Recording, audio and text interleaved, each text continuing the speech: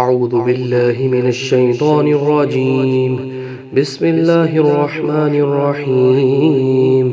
تبارك الذي بيده الملك وهو على كل شيء قدير، الذي خلق الموت والحياة ليبلوكم أيكم أحسن عملا وهو العزيز الغفور، الذي خلق 7 سماوات طباقا ما ترى في خلق الرحمن من تفاوت فارجع البصر هل ترى من فتور، ثم ارجع البصر كرتين ينقلب إليك البصر خاسئا وهو حصير، ولقد زينا السماء الدنيا بمصابيح وجعلناها رجوما للشياطين وأعتدنا لهم عذاب السعير.